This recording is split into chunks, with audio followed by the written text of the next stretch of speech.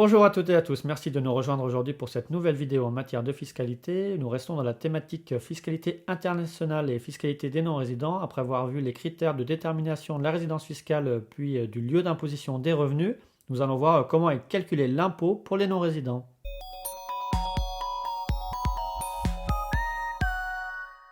Comme on l'a vu dans notre précédente vidéo, la base d'imposition des contribuables domiciliés hors de France, donc des non-résidents, est constituée par les revenus de source française. Mais au titre de ces revenus de source française, il faut également exclure ceux pour lesquels le droit d'imposer a été retiré à la France en application de la Convention internationale, et également les revenus qui ont déjà fait l'objet d'un prélèvement ou d'une retenue libératoire de l'impôt sur le revenu. Néanmoins, il faut savoir qu'on va comprendre dans la base d'imposition et donc déclarer les revenus non salariaux qui ont été soumis à la retenue à la source non libératoire prévue par le 182B du CGI, de même que l'intégralité des traitements salaires, pensions, rentes viagères qui ont été soumis à la retenue à la source du 182A du CGI, y compris ainsi pour la fraction pour laquelle la retenue à la source est libératoire, puisque celle-ci va permettre l'appréciation des limites d'application de la déduction forfaitaire de 10% pour les traitements et salaires et l'abattement de 10% pour les pensions et rentes viagères. De même, concernant les artistes et les revenus des artistes qui ont été soumis à la retenue à la source par le 182A bis du CGI, ces revenus doivent également être déclarés dans leur intégralité, y compris pour la fraction pour laquelle la retenue à la source est libératoire. Il faut savoir d'ailleurs que normalement le montant total de la retenue à la source et le montant des revenus qui ont subi la retenue à la source sont normalement préimprimés dans la déclaration 2042. Ensuite, concernant la détermination des revenus de source française, donc qui sont inclus dans la base d'imposition,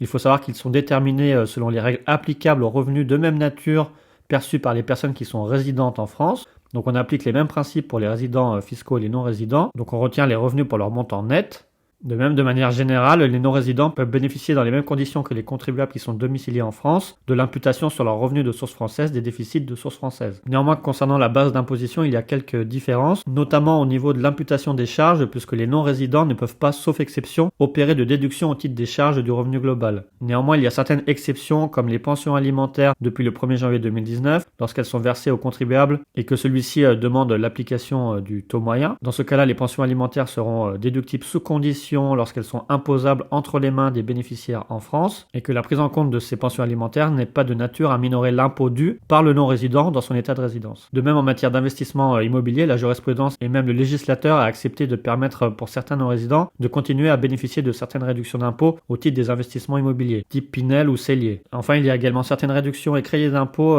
éligibles pour les contribuables domiciliés hors de France, tels ceux exerçant une profession non salariée qui peuvent bénéficier de certains crédits d'impôt en faveur des entreprises. Donc il faut savoir que le régime d'imposition des non-résidents tend à se rapprocher le plus possible des règles d'imposition pour les résidents fiscaux en France. Néanmoins, le mode de calcul pour le moment est toujours différent. Il faut noter que le régime d'imposition des non-résidents est actuellement en discussion et il est possible que dans les mois futurs ou les années prochaines, il y ait des changements concernant le mode de calcul de l'impôt des non-résidents. Ainsi, au jour de la vidéo, pour le calcul de l'impôt, on va appliquer la plupart des règles de droit commun applicables aux contribuables domiciliés en France, donc application du barème progressif et du système du quotient familial. Comme on l'a dit, par rapport aux revenus, les réductions d'impôt ne peuvent pas par principe s'appliquer, sauf exception, notamment en matière d'investissement mobilier locatif. De même, sur le montant de l'impôt qui va être dû par le non-résident, à raison des revenus de source française, il faut également imputer les retenues et prélèvements à la source qui ont été appliqués sur certains revenus de source française,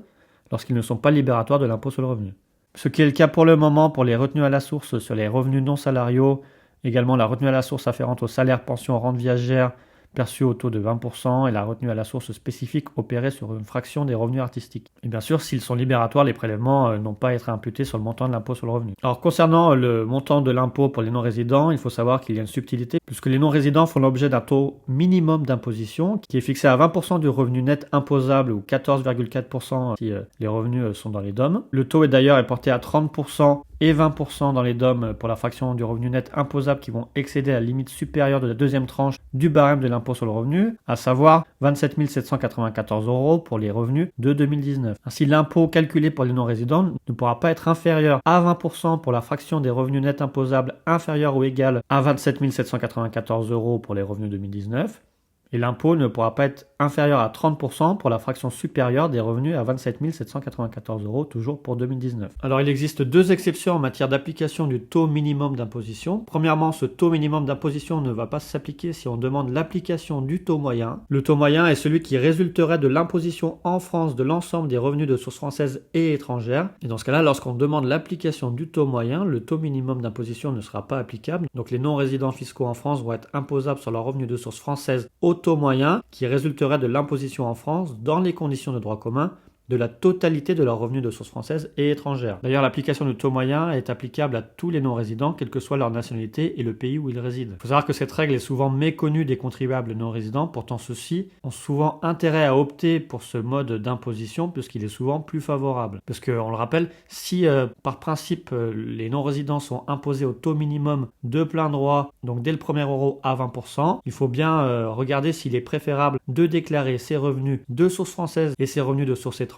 et de voir quel est le taux moyen qui serait applicable pour l'imposition de ces revenus. Et si celui-ci est plus favorable et que l'imposition définitive est inférieure, il convient d'opter pour le taux moyen dans sa déclaration de revenus. D'ailleurs, il faut savoir qu'à compter de cette année, l'application du taux moyen a été facilitée par l'administration fiscale dans le parcours déclaratif au titre de sa déclaration sur son espace personnel en ligne, puisque le parcours déclaratif a été aménagé dans le but de bénéficier plus facilement de l'application du taux moyen d'imposition, qui, comme on le rappelle, est souvent plus favorable aux non-résidents. À compter de cette année, il suffit de faire la demande d'application du taux moyen et d'indiquer l'ensemble des revenus mondiaux, et non plus seulement les revenus de source française. Et dans ce cas-là, la situation la plus favorable entre l'application du taux moyen ou l'application du taux minimum d'imposition sera indiquée automatiquement par l'administration fiscale lors de votre déclaration. Alors pour opter pour l'application du taux moyen, normalement, cette option se fait dans la déclaration 2042 avec la case 8 TM. Et en application du taux moyen, on va être obligé de déclarer à la fois ses revenus de source française et aussi les revenus de source étrangère du foyer fiscal, en précisant la nature et le montant de chaque catégorie de revenus dans le formulaire spécifique. Il faut savoir qu'on va déclarer ces revenus de source étrangère, mais ces revenus de source étrangère vont permettre de calculer le taux moyen d'imposition, mais bien sûr, seuls les revenus de source française imposables en application de la législation française et en accord avec les conventions fiscales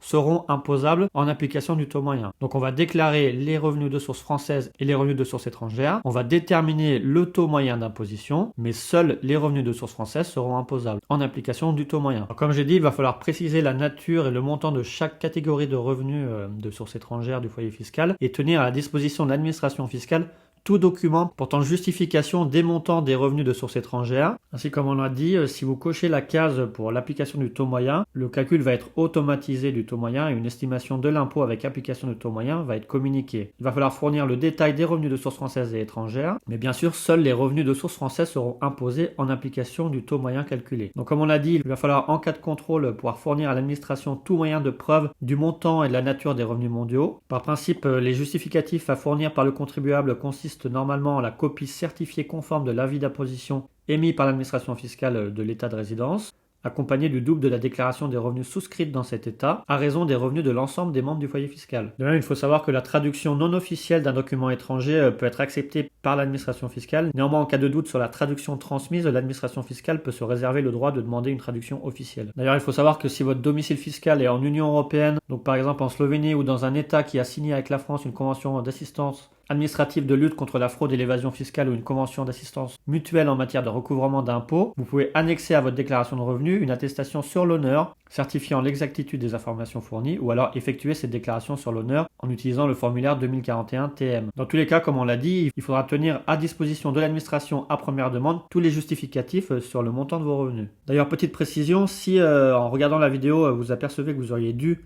déclarer tous vos revenus mondiaux au cours des années précédentes, il faut savoir qu'il y a toujours des possibilités de faire des réclamations auprès de l'administration fiscale et nous sommes là pour vous accompagner pour faire ces démarches et demander un remboursement d'impôt si le taux moyen d'imposition était inférieur au taux minimum d'imposition de 20% qui vous était applicable au cours des années précédentes. Enfin, autre précision, il faut savoir que vous pouvez aussi demander le bénéfice du taux moyen même si vous n'avez pas de revenus de source étrangère. Et de même, l'option pour le taux moyen permet, comme on l'a dit précédemment, pour le calcul du taux, de déduire les pensions alimentaires versées, sous réserve que ces pensions soient imposables en France entre les mains du bénéficiaire et qu'elles n'aient pas déjà donné lieu pour les contribuables qui les versent un avantage fiscal dans son état de résidence. D'ailleurs, concernant l'option pour le taux moyen, en fait, pour opter pour le taux moyen d'imposition, on le fait dans sa déclaration en ligne. Il faut aller dans la rubrique non résident et cocher la case bénéficier du taux moyen d'imposition s'il est plus favorable. Alors, deuxième exception à l'application du taux moyen, c'est pour les résidents Schumacher. En fait, on vise les non-résidents qui tirent l'essentiel de leurs revenus en France. Ceux-ci vont alors pouvoir être assimilés à des personnes fiscalement domiciliées en France, avec les règles de calcul de l'impôt pour les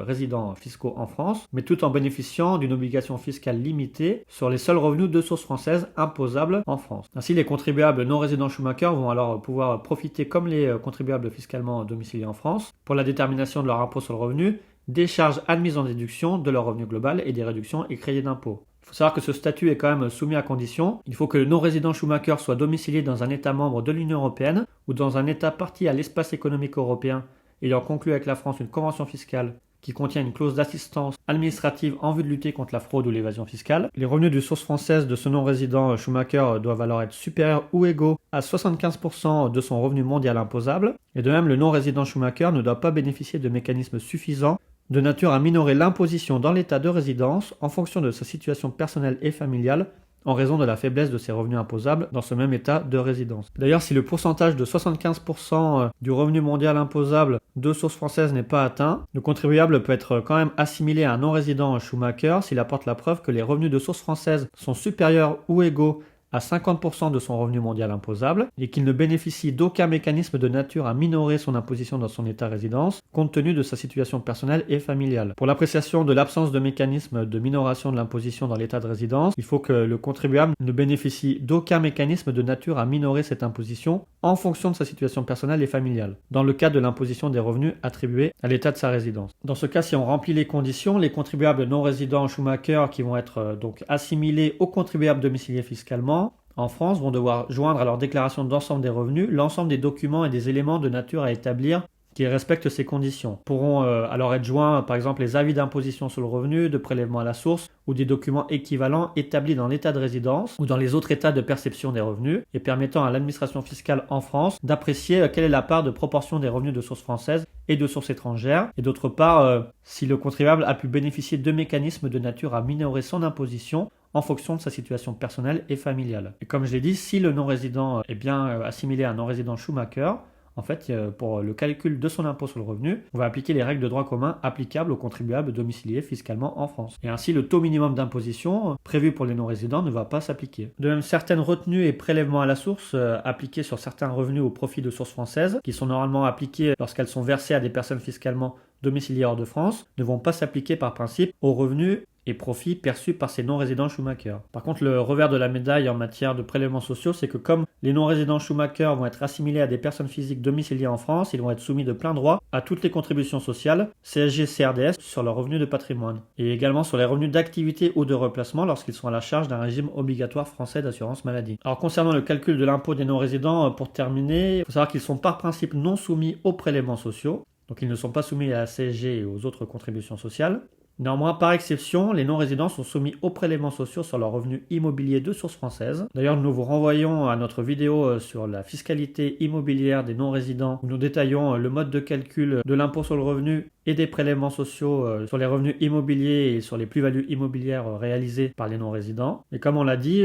si le principe vaut que les non-résidents ne sont pas soumis aux prélèvements sociaux, bien sûr, si on est non-résident Schumacher, là on est considéré comme un résident fiscal français et tous les prélèvements sociaux s'appliquent sur les revenus du patrimoine et sur les revenus d'activité ou de remplacement lorsqu'ils sont à la charge d'un régime obligatoire français d'assurance maladie. Nous avons terminé avec notre vidéo. Nous invitons à liker la vidéo et à la partager au plus grand nombre ainsi qu'à vous abonner à notre chaîne YouTube. Vous pouvez nous laisser en commentaire toutes vos questions concernant la fiscalité des non-résidents et nous allons vous répondre le plus rapidement possible.